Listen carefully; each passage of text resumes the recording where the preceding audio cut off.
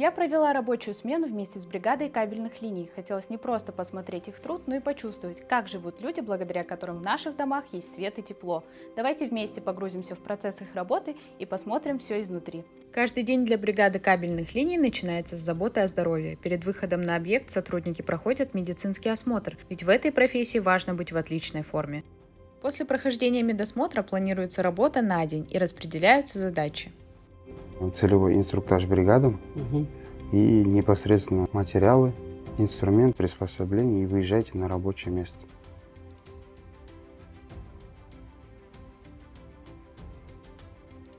Перед началом работы оградить рабочее место, соблюдать пожарную безопасность, техники безопасности. Все работы производить в спецодежде.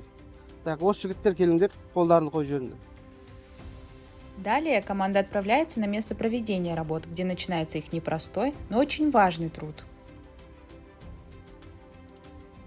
Работа службы кабельных линий – это фундамент надежного будущего энергетической системы всего региона. Коллектив очень дружный и сплоченный, сотрудники всегда поддерживают друг друга и работают сообща.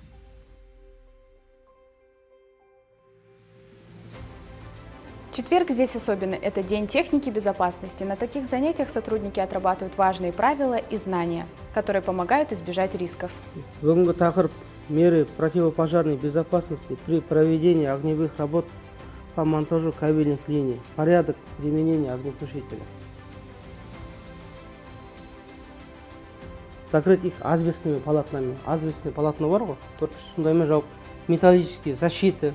Дополнительные меры безопасности болсын. Шелекпен су алып келуге болады.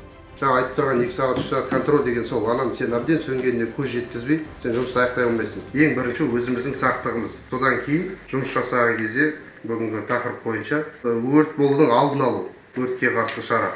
Согласно сегодняшней теме, я думаю, всем все понятно. Объяснили, показали пример, вот как огнетушителем пользоваться, все здесь есть. Вот. Углекислотный, порошковый, пенный, үшеуінің айырмашылығы. Порошковыми, углекислотными. При помощи них можно тушить электрооборудование под напряжением. Порошковый можно использовать при пожарах до 1000 вольт. Углекислотный можно использовать уже выше 1000 вольт.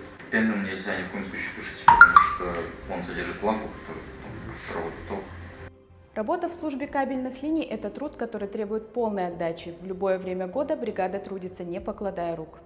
Бүгінгі осы жұмысымыз подстанция городская, ячейка номер 28, вводная РП5, батыс ячейка номер 12. Осы екі аралықта біздер кабельдің ұзындығы 12 километрге жуықта болады.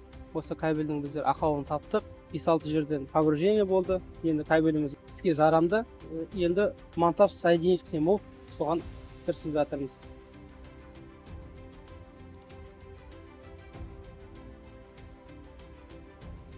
Мы прибыли на место на подстанции городская, что здесь на так, на бригаду СКЛ, рабочее место подготовлено, ограждена.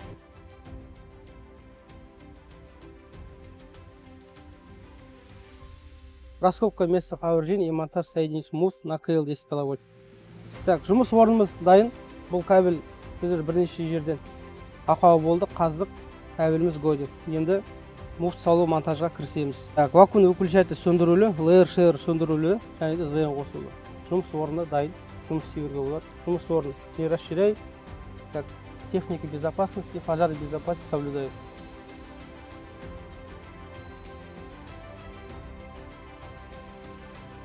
Бізде электролабораториямыз бар, мы прожигающий. Осы электролабораториямен бізде кабельдердің ақауын іздейміз. Бұл кабельдердің ақауын табамыз, және де повышенное испытание напряжения береміз. Осы электролабораториямен біздер күнделікті жұмыс жасаймыз. Негізгі бірінші мамандығым мұнай саласы болды. Достарым энергетик саласында болды, солармен бірге жұмыс жасадық. Электр энергиясын қалай пайда болады, қайтадан шығады, солар маған қызық болды. Сол себепті тағы да осы электр энергиясының мамандығын оқып, осы салаға келдім. Монтаж жасамас бұрын немен танысамыз, муфтымен танысамыз. Муфты дейтініміз мына соединитель. Қазақша айтқанда жалғастырғыш. Қысқаша айтқанда муфта.